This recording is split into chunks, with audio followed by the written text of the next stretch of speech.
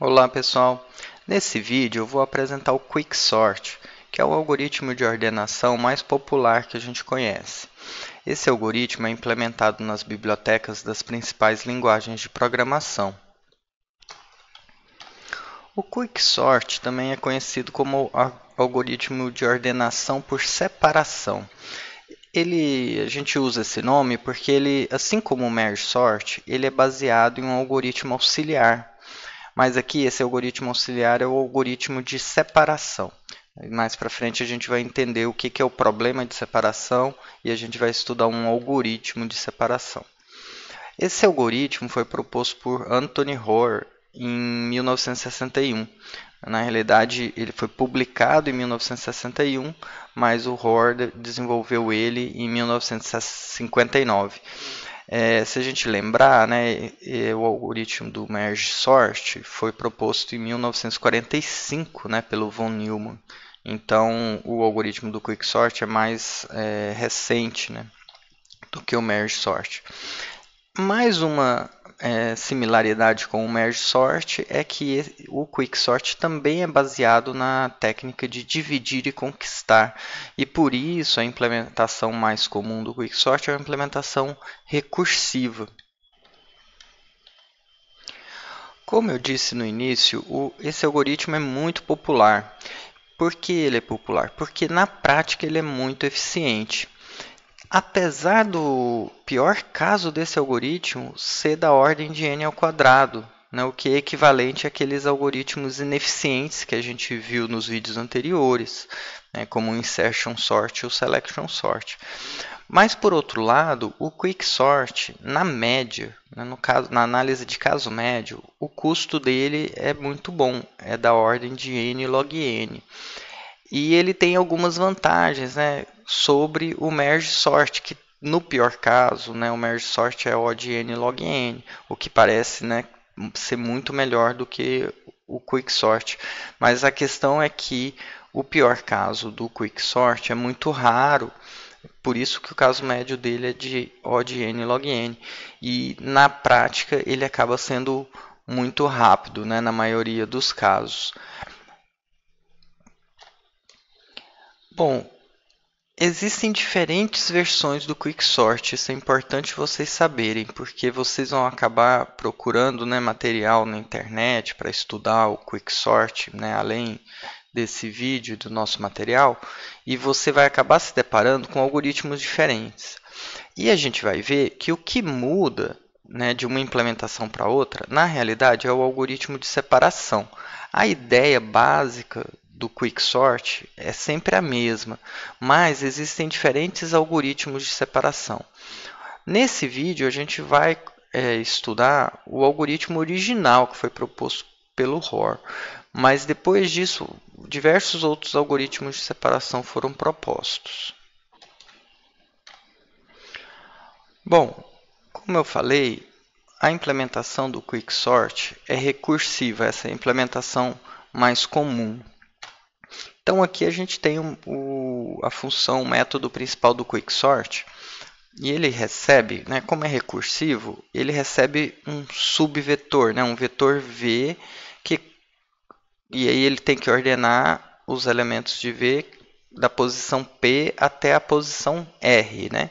E assim como no Merge Sort, a gente usa esses dois índices porque vai ser uma implementação recursiva, então a gente vai subdividir esse vetor, né, e em subvetores, então a gente precisa manter esses dois índices para a gente conseguir subdividir o vetor. E aí aqui tem o critério de parada, né, da recursão, né, o caso base. E aí a gente vê na estrutura aqui do algoritmo que existe essa chamada para o método separa, né, que é o algoritmo de separação.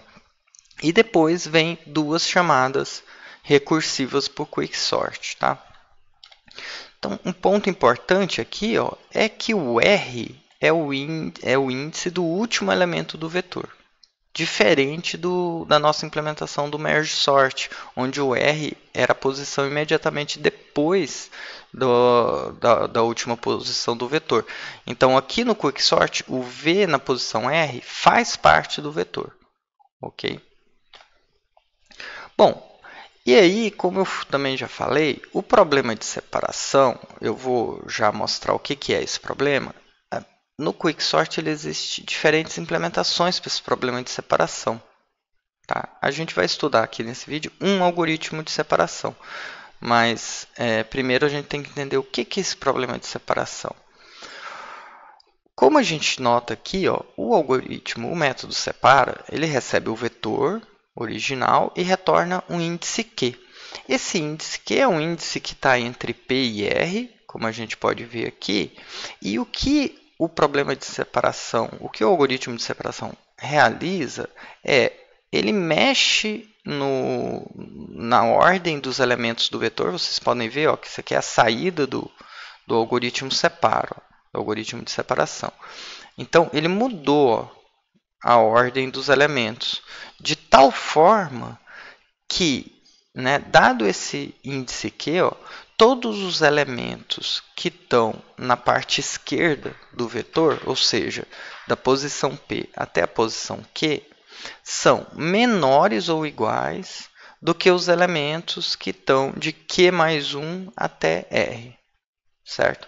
Então, o problema de separação consiste em separar o seu vetor em dois subvetores, de tal forma que o subvetor esquerdo, todos os elementos do subvetor esquerdo são menores ou iguais que todos os elementos do subvetor direito, certo? Que está representado aqui em vermelho, certo? Então, todos os elementos em azul são menores ou iguais que todos os elementos em vermelho. Ok? Esse é o problema de separação. E aí a gente vai ver um algoritmo para resolver esse problema. Mas como eu disse, existem outros algoritmos de separação. Ok? Se a gente analisar esse algoritmo aqui do Quicksort, o método em si, essa implementação, a gente vê que a estrutura é parecida com o Merge Sort, né? Existe uma chamada para um método auxiliar e duas chamadas recursivas, certo? Que isso acontecia no Merge Sort. Qual a diferença importante aqui para o Merge Sort? Se vocês observarem, no Merge Sort, vocês lembram que a gente tinha um algoritmo de intercalação, né? A chamada para o algoritmo de intercalação era feita depois das chamadas recursivas, né? Porque a gente fazia a ordenação independente, a gente dividia o vetor no meio, né? no merge sort, aí fazia a ordenação independentemente para os dois subvetores, para as duas metades, e depois fazia a intercalação desses dois subvetores que já estavam ordenados, certo? Aqui no Quicksort, o funcionamento é um pouco que é o contrário.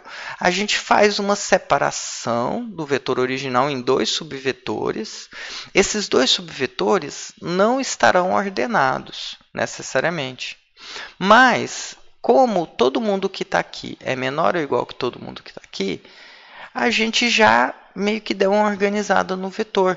Então, agora para resolver a ordenação, basta a gente fazer uma ordenação desses caras de forma independente a que depois a gente faz uma ordenação desses caras. É só fazer duas ordenações desses dois subvetores e o nosso vetor original vai estar ordenado, certo?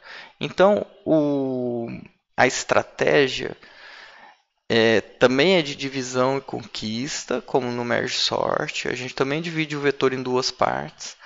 Mas a forma, né, de resolver a ordenação é fundamentalmente diferente do Merge Sort. Então, vamos estudar um algoritmo de separação, que é o algoritmo original proposto por Hoare quando ele propôs o Quicksort, certo? Então, aqui eu tenho um algoritmo, o código do algoritmo em Java. Aqui vocês podem ver que é a assinatura do método, né? Então, um método chamado separa recebe um vetor e os índices onde começa e onde termina esse vetor que a gente deve ordenar, certo? E aqui eu tenho uma representação, um exemplo para a gente entender o algoritmo. Primeira coisa que a gente tem que entender é esse conceito do pivô. O pivô é um elemento arbitrário do vetor. A gente pode, em princípio, escolher qualquer elemento do vetor original como pivô, tá? No algoritmo de separação do OR, ele escolhe o primeiro elemento como pivô. Certo? Então, pega o elemento aqui que está na posição P e usa como pivô. A gente vai chamar o pivô de X. Ok?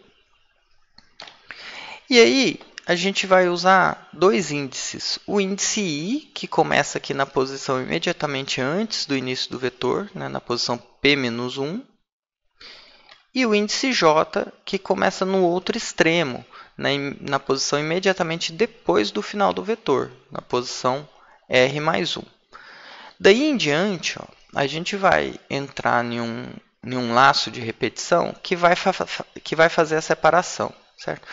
E a ideia básica do algoritmo é que a gente vai ir andando, ó, com esse I, com esse J, né, o I indo para a direita e o J indo para a esquerda, de tal forma que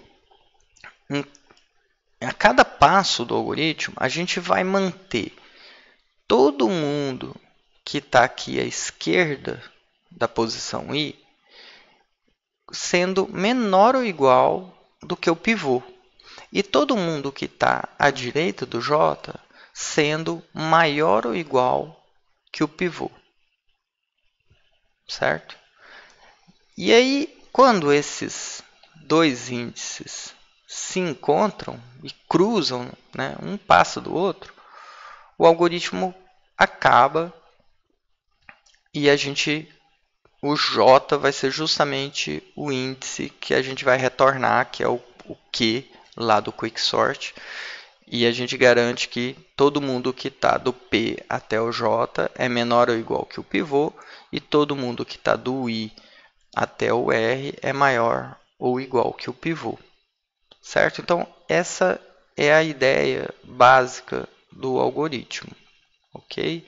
Então, vamos agora analisar passo a passo o funcionamento desse algoritmo, certo? Então, como a gente viu, o I e o J começam nesses extremos, certo? E aí, ó, a primeira coisa, dentro do laço principal, né, a gente tem outros dois laços. Ó. Um que vai andar com o J para a esquerda e outro que vai andar com o I para a direita. E a gente começa pelo J, tá? Então, o que a gente vai fazer, ó, é andar com o J para a esquerda, enquanto os elementos que estão na posição J forem maiores do que o pivô, certo? E veja, ó, que é um do while, né? Ou seja, ele anda já com o J, depois ele faz a verificação. Então, a gente já pode observar que o algoritmo assume que o cara que está na posição J já é maior ou igual que o X, certo? Como o J, por isso que o J começa aqui fora do vetor, ó, porque na primeira iteração, a primeira coisa que ele faz já é decrementar o J. E aí sim ele vai verificar. O VJ, né, o cara na posição J, é maior do que o meu pivô? Sim, né? Então ele vai andar com o J, e aí quando ele andar com o J, ele já está garantindo que esse cara que ficou aqui para trás do J é maior do que o pivô, certo? Então esse cara aqui, beleza, tá no lugar certo, eu não preciso mexer com ele. Só que quando ele vai para a próxima posição, a gente encontra um problema, né? A gente encontra um elemento que é menor do que o pivô. Então esse while aqui vai dar falso, né? Ele vai sair, esse teste do while vai dar falso, e ele vai sair do while, certo? Mas beleza, aqui a gente encontrou um problema, a gente para. E aí o que a gente vai fazer agora? Vai tentar andar com o I para a direita, certo? E aí, de novo, vai ser um do while. Ó. Ele vai primeiro andar com o I e depois verificar se minha condição é verdadeira. Ou seja, ele também assume que o I, né, no início da iteração aqui, ó, o cara que está aqui na posição I já está resolvido. Ele é menor ou igual que o pivô. Certo? Então, ele anda com o I e verifica. E aí aqui a gente vê que esse teste vai dar falso, né? Porque aqui ó, não é menor ou igual, ele é menor.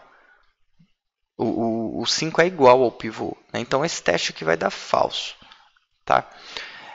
Depois a gente pensa melhor por que ele não usa maior ou igual ou menor ou igual aqui. Tá? Tem uma razão, é um detalhe do algoritmo. Então ele é um pouco mais restrito. Né?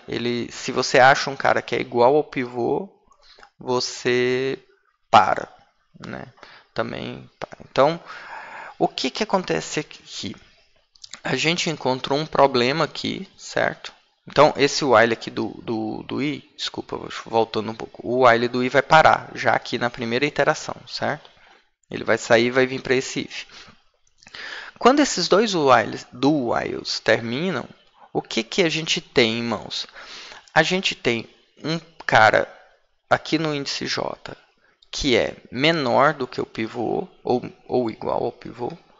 E do lado de cá a gente tem também um cara que é maior ou igual que o pivô. Certo? Então a gente tem dois problemas. A gente achou um problema do lado direito e um problema do lado esquerdo. Né? Porque o que a gente quer é deixar todo mundo que está à direita do J maior ou igual que o pivô e todo mundo que está à esquerda do J menor ou igual que o pivô. Certo? Então a gente achou um problema daqui e um problema daqui. Mas o legal é que esse problema aqui é a solução para esse problema daqui. Né? E esse problema daqui é a solução para o problema de lá. Certo? Aqui eu tenho um cara pequeno e aqui eu tenho um cara grande. Né? E eu quero que os caras grandes fiquem do lado de cá e que os caras pequenos fiquem do lado de lá. Então, para eu resolver esse problema, ó, basta trocar esses dois caras de posição. Troco o 5 com 3. Ó. Eu joguei o cara pequeno para cá, que estava causando um problema aqui para o meu J, eu jogo para lá. E o cara grande, que estava causando um problema aqui para o I, eu jogo para lá. Certo? E aí, a gente resolveu os dois problemas com uma troca. Certo? E aí o algoritmo vai voltar e repetir a iteração de novo. E aí a gente vê que a gente manteve o nosso invariante. Né? Eu já vou até falar do invariante, que é o quê? No início do while, ó, o cara que está no índice J e o cara que está no índice I já são resolvidos. Esse cara que está aqui nessa posição, ele é maior ou igual que o pivô. Ele é grande. E esse cara que está aqui, ele é pequeno. Ele é menor ou igual que o pivô. Certo? E aí eu vou continuar o algoritmo. Né? Então, ó, por isso que ele, né, já decrementa o J. Aí, só o nosso invariante é esse aqui. Né? No início da iteração, sempre eu tenho isso aqui. Ó. Todo mundo que está em azul, ou seja, que vai do P até a posição I, é menor ou igual a todo mundo que vai do índice J até o índice R. Certo? E aí eu continuo, né, agora andando com o J até achar um cara pequeno. E aqui no caso, ó, já acho um cara pequeno na próxima posição. Eu já tenho um cara aqui que é menor que o pivô. Então eu paro. E agora eu vou tentar andar com um I. Aí eu ando para cá, ó, esse cara é pequeno, né? É menor do que o 5. Beleza? Esse cara aqui também é pequeno, é menor do que o 5. Aí quando eu chego no 6 eu acho um problema. E aí, de novo, então eu tenho um cara grande aqui na posição I, que eu não quero que ele fique aqui, e tem um cara pequeno aqui na posição J, eu também não quero que ele fique aqui. O que eu faço? Troco um pelo outro. E aí, com isso, eu já garanto, né, que todo mundo em vermelho, né, do J até o R, é maior ou igual que todo mundo que está em azul, do P até o I. E aí, novamente, ó, eu ando com o J. E aí eu acho um problema, né? Que é um cara pequeno do lado de cá. Aí eu vou tentar andar com o I. Aí o 4 é um cara pequeno. E veja que agora eu já, né, o I encontrou com o J. Mas no final sempre vai acontecer isso, sabe? O J em geral vai achar um problema. E aí o I vai ultrapassar o J. Porque se é um problema para o J, não é um problema para o I, né? Se é um problema para o J, é porque é um cara pequeno, né? E para o I, isso não é problema. Eu quero mesmo o I, tem que ir deixando os caras pequenos para a esquerda. Então o I vai ultrapassar o J, né? E aí, mais uma vez, no final, sempre, né, que o I ultrapassar o J, o I vai achar um problema. Por quê? Porque todo mundo que está à direita do J é grande. Então, se o I chega num cara grande, é um problema para ele e ele vai parar. Certo? E aí, nesse momento, esse do while do I vai parar, né, também. E aí a gente vai chegar na nossa condição de parado. Né, porque o I não vai ser menor do que o J. Né? O J ficou menor do que o I, né? O I ficou maior do que o J. E ele vai entrar no else e vai retornar o J. O J sempre vai parar na última posição desse subvetor azul aqui. Certo? E no final a gente vai ter essa condição aqui sempre. Né? Todo mundo do P até o J é menor ou igual que todo mundo do J mais 1 até o R. Certo? Então, o J é justamente o Q lá do Quicksort. É o índice que o separa retorna. Certo? Então, aí ele volta para cá. Então, esse é o algoritmo de separação de Hoare, né, que faz essa separação de um vetor PR, né, VPR, em dois subvetores, VPQ e VQ mais 1 até R. Certo? Essa separação, né, de tal forma que todo mundo aqui é pequeno e todo mundo aqui é grande. Né? E aí vejam que essa questão de quem é pequeno e quem é grande depende do pivô, né, que você escolheu. Nós escolhemos como pivô o cara que estava na primeira posição do vetor, que era esse 5 aqui, certo?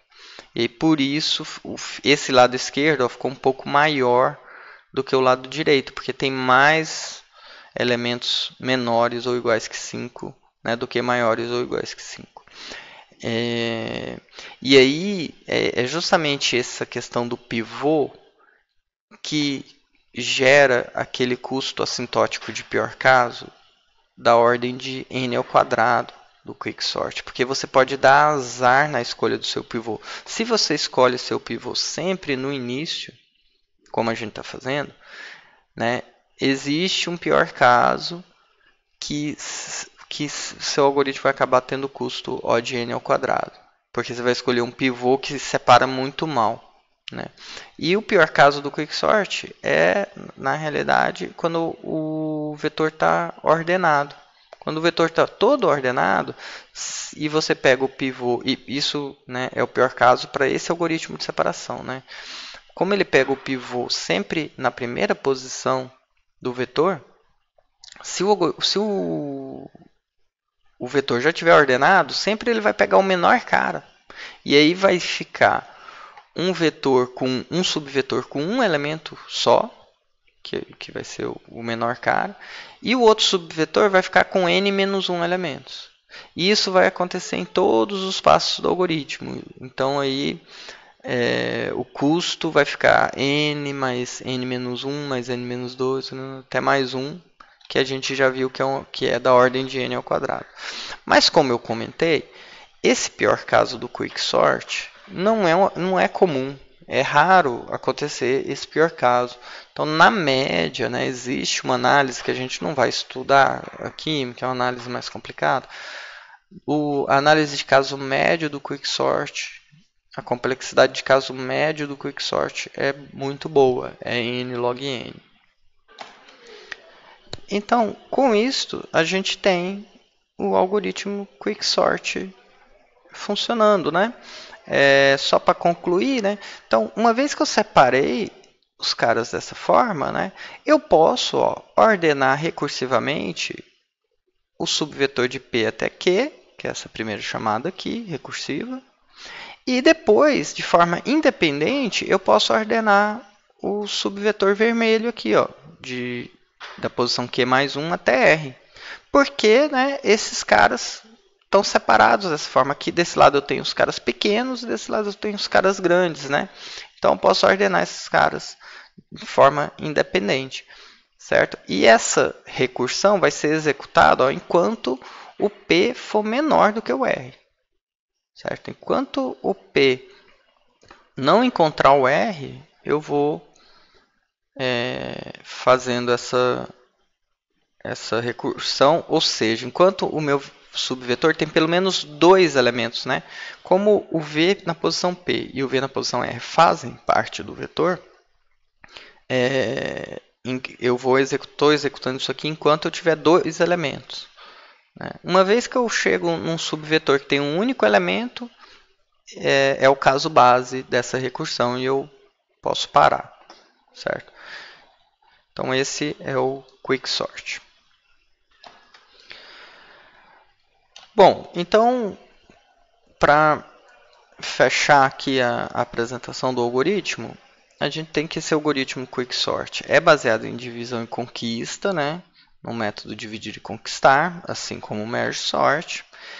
Ele é o algoritmo com certeza o mais popular algoritmo de ordenação que existe. E como eu falei, existem diferentes versões. Então, quando vocês forem estudar, vocês tenham cuidado, né, para garantir que você está estudando o algoritmo de separação que a gente viu.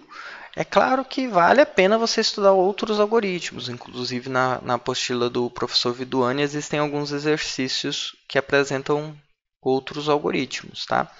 Mas o que a gente vai realmente focar é no algoritmo original de separação. Agora vamos comentar as principais propriedades desse algoritmo.